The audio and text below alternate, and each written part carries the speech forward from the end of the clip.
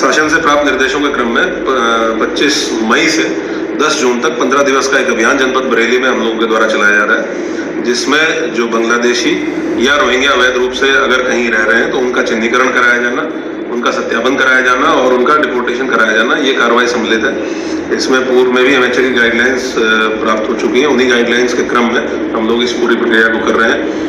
कुल 58 टीमें बनाई गई हैं। 29 थाना क्षेत्रों में 2-2 टीमें हैं, जिनके द्वारा सुबह और रात के टाइम पे जाके ऐसे क्षेत्रों में जहां बाहर के लोगों को रहने की या तो संभावना है या कोई उनके पास इस तरह की इंटेलिजेंस इनपुट है या सूचना है, वहां जाके वो लोग वेरीफाई करते हैं, लोगों से बातचीत करते हैं, उनसे पूछते हैं कि वो कहाँ के रहने वाले हैं और फिर उस एड्रेस का जहाँ का वो बताते हैं उसका सत्यापन कराया जाता है।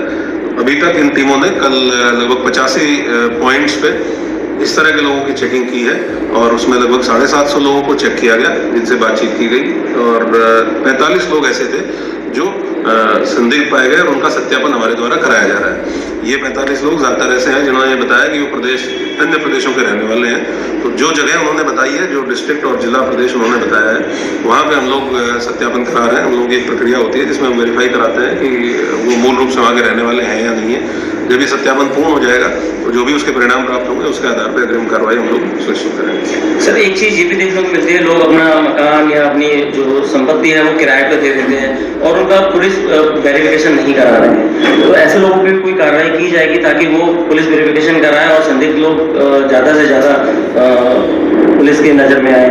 विगत माह में माननीय मुख्यमंत्री जी ने बहुत स्पष्ट निर्देश दिया था कि जितने भी किराएदार हैं उनका एक सत्यापन अभियान चलाकर वृहद रूप से और सभी किराएदारों का सत्यापन कराया जाए, ताकि नंबर 1 उनका ये चेक हो जाए कि वो कहाँ के रहने वाले हैं, वहां से वेरिफिकेशन हो जाए और नंबर 2 उनके क्रिमिनल एंटीसीडेंट्स भी चेक हो जाए कि उनका कोई गंभीर आपराधिक कृत्यों में तो वो इन्वॉल्व नहीं है। तो इसको हम लोगों ने 1 मई से ही संपूर्ण जनपद में किराएदारी के सत्यापन के संबंध में निर्देश दिए थे।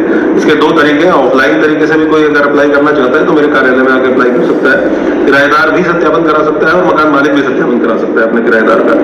और दूसरा, ऑनलाइन यूपी कॉप ऐप के माध्यम से भी, वो CCTS के माध्यम से भी अपना टेनेंट वेरिफिकेशन करा सकते हैं। वो लगातार लोगों के द्वारा कराया भी जा रहा है और उसमें अगर किसी का कोई क्रिमिनल बैकग्राउंड होता है, कोई गंभीर ऐसी प्रतिकूल बात होती है जो LIU की जानकारी में हो, तो हम लोग मकान मालिक को भी बताते हैं उसके बारे में और जो व्यक्ति है जिसने किराए में मकान लिया है उसके विरुद्ध भी कार्रवाई सुनिश्चित की जाती है।